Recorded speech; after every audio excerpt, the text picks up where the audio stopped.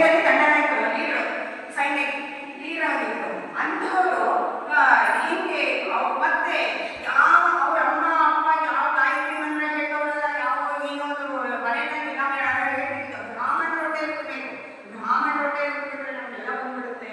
ನಾನು ಮನೆಯಲ್ಲಿ ಅದನ್ನ ಗಾಯತ್ರಿ ಮಂತ್ರ ಜಪ ಜಪ ಅವರಿಗೆ ರಕ್ತದಲ್ಲೇ ಬಂದಿರುತ್ತೆ ಅಂತ ಹೇಳ್ತೀನಿ. ಮತ್ತು ಕನಕದಾಸರು ಯಾರು? ಕನಕದಾಸರು ಯಾರು? ಗುರುಗಳ ಸಮಾಜದಲ್ಲಿ ಬಂದವರು. ಹೆಂಗ್ ಬಂತು ಅವ್ರಿಗೆ ಅಷ್ಟೆಲ್ಲ? ಹೆಂಗ್ ಬಂತು? ಇದೆಲ್ಲ ದೈವ ಕೃಪೆ.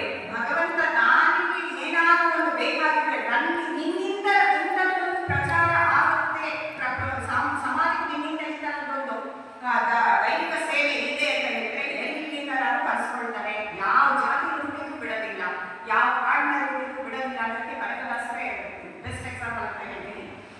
ಹೀಗೆ ಕನಕದಾಸ ದಂಡನಾಯಕ ಅವರು ವಿಜಯನಗರ ಸಾಮ್ರಾಜ್ಯದಲ್ಲಿ ದಂಡನಾಯಕರಾಗಿ ಸೇವೆ ಸಲ್ಲಿಸ್ತಾ ಇತ್ತು. ಅವರು ಇವತ್ತು ಬರೀತಾರೆ ನೋಡ್ರಿ, ಏಸುಕಾಯಂಗಾಳ ಕಳೆದು 84 ಜೀವರಾಶಿಯ ಸಾಂಗ್ ಇದೆಯಲ್ಲ, ಏಸುಕಾಯಂಗಾಳ ಕಳೆದು 84 ಜೀವರಾಶಿಯನ್ನು ದಾಟಿ ಬಂದ ಈ ಶರೀರ ತಾನಲ್ಲ ತನ್ನದಲ್ಲ, ತಾನಲ್ಲ ತನ್ನದಲ್ಲ, ದಾಸನಾಗು ವಿಶೇಷನಾಗು ಅಂತ ಹೇಳಿದ್ಯಲ್ಲ, ಅವರಿಗೆ ಕಿವಿ ಬಂದು ಹೇಳ್ತಿದ್ದಂತೆ ಕೃಷ್ಣ. ಹೆಂಗ ಅವ್ರಿಗೆ ಇವರು ಪುರಂದರದಾಸರನ್ನ ಹೆಂಗೆ ದಾಸರನ್ನ ಮಾಡ್ಕೊಂಡ ಕೃಷ್ಣ, ಅದೇ ಥರ ಕನಕದಾಸರಿಗೆ ಯಾವ ಅವರು ಮೂರ್ಛೆ ಹೋಗಿ ಮೂರ್ಛೆ ಹೋಗಿರ್ತಾರೆ ಯುದ್ಧದಲ್ಲಿ.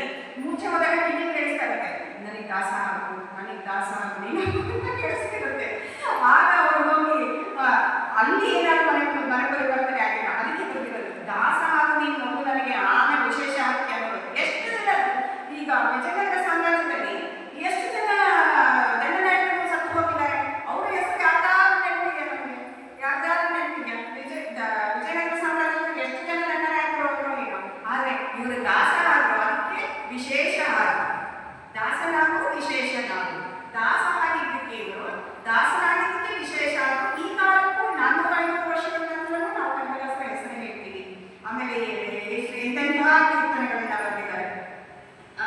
ವೇದಶಾಸ್ತ್ರ ಪುರಾಣ ಓದಿಕೊಂಡು ಬರಲಿಕ್ಕೆ ಬೋಧನೆಯ ಮಾಡುವುದು ಹೊಟ್ಟೆಗಾಗಿ, ಹೊಟ್ಟೆಗಾಗಿ ಬಟ್ಟೆಗಾಗಿ, ಎಲ್ಲರೂ ಮಾಡುವುದು ಹೊಟ್ಟೆಗಾಗಿ. ಕೊನೆಯ ಸಾಲಿನ ಗಮನಿಸ್ಬೇಕು ನೀವು. ಇದೆಲ್ಲ ಸಾಮಾನ್ಯವಾಗಿ ಕೇಳಿರ್ತೀರ. ಕೊನೆಯ ಸಾಲಿನ